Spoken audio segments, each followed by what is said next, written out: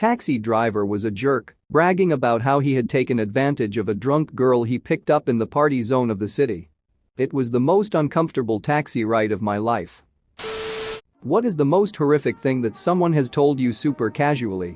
Hey there viewer, so glad you can join me for another story time. If we haven't met yet, I'm Andrew, your go-to Reddit narrator, and today's story is gonna be wild. So strap and don't forget to hit that like button and subscribe for more awesome stories. If you do, I'll make sure to send you some white claws. Let's get into the stories. My therapist told me how she ran two people over, killing one and paralyzing the other during our first meeting. Lawyer here.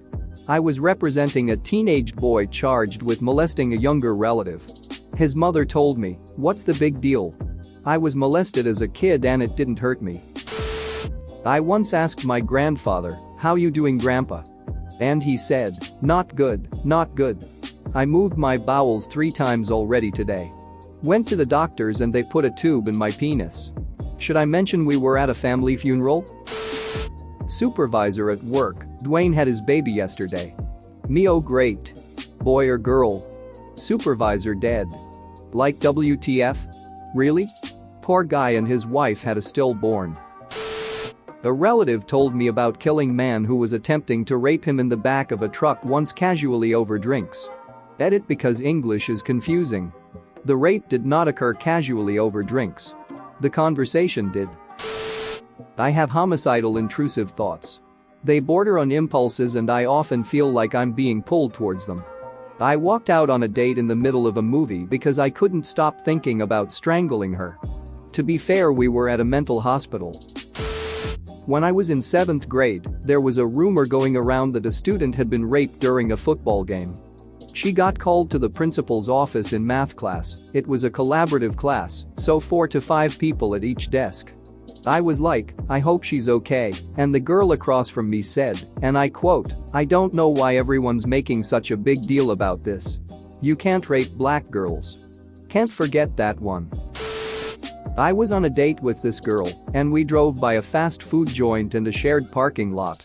She deadpan said, "My mom used to park here and shoot heroin with her BF, while me and my brother sat in the backseat." Me. Oh, wow. I was a heroin baby my mom was using while she was pregnant. Me. Oh. When I was 20-something back in the 90s, I was sitting on the front steps of my condo waiting for my sister's husband to pick me up. Nice old fellow, a tenant of my building, sat down next to me. His first sentence he'd ever spoken to me was, "Did you hear that they're taking my testicles off on Thursday?" I responded that I had not. He continued, "Yep, don't use them much anymore after the missus died." Mercifully at that moment my brother-in-law drove up. That he was going to prison for burning down a church. I had seen this guy about 10 times since the supposed accident. We were all hanging out and he said, "Guess what?" and that was that. Edit. This happened in South Texas for anyone wondering. Edit. And I laughed that he tried to gouge his girlfriend's eyes out, burned down her house and killed her 2 dogs. This guy had never raised his voice once. This was seriously out of left field. Edit. Goddamn guys. I never realized how many church arsonists there were. When I was in college, there was this guy who would hang around me sometimes that seemed just a little bit off. But he was nice, and we both had similar interests, so we hung out. One day, after I hadn't seen him for weeks, he tells me it's because the police were interviewing him. He tells me this story. Him and his 2 friends were in the woods, shooting a .22 pistol.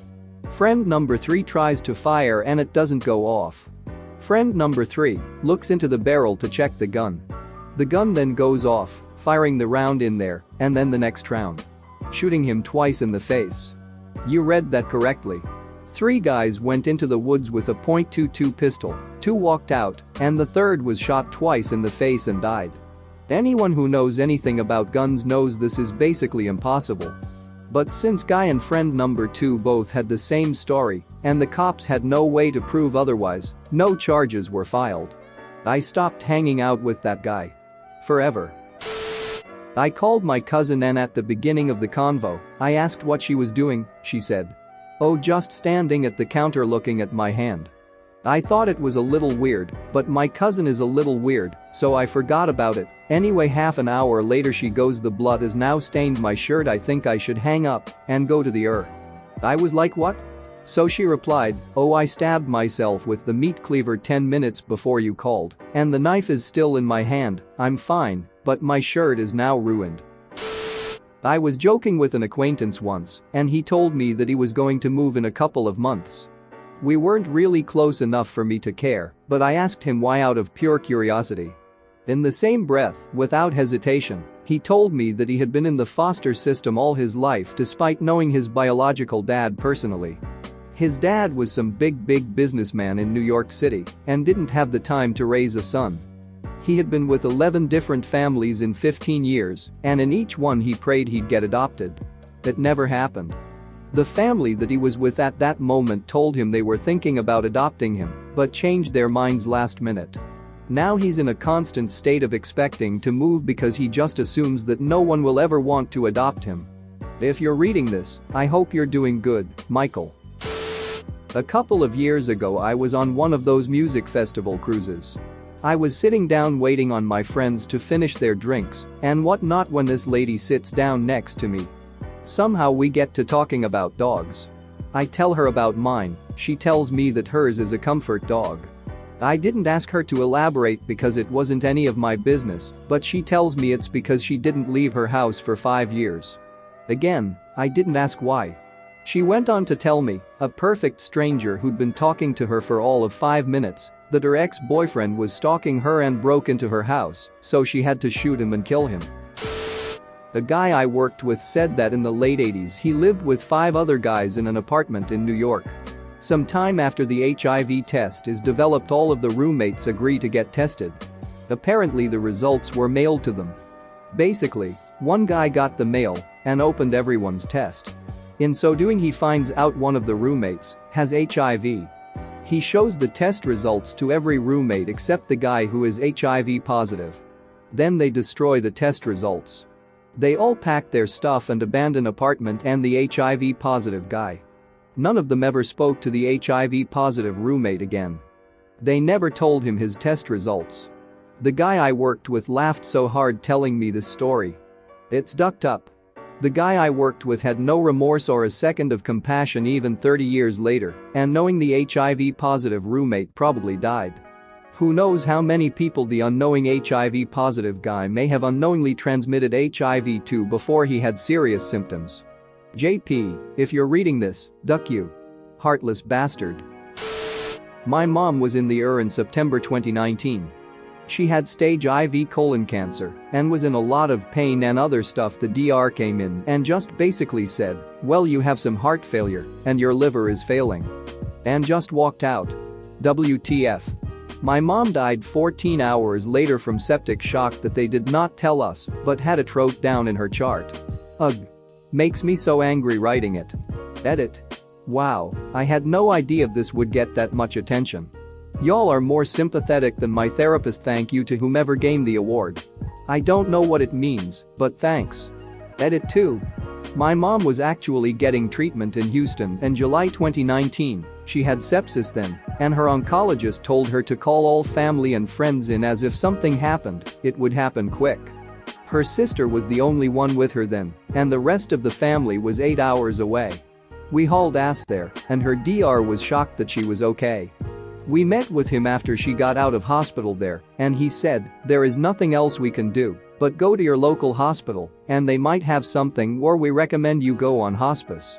We were crying hysterically, and the DR had to actually walk out of the room. He started crying.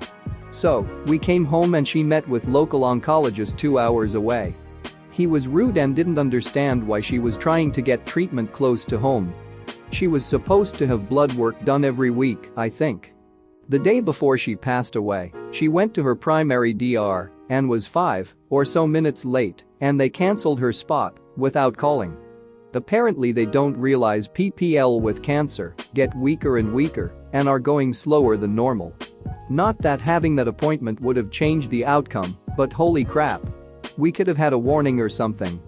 When she was at the localer, the DR said she needed to be transported to a better hospital for PPL in her condition.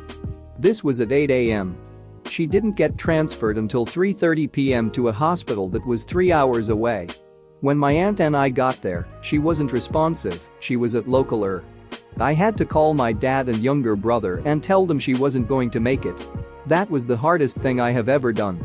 Life has been a ducking disaster since she died, as she was the glue that literally kept everything together and everybody getting along.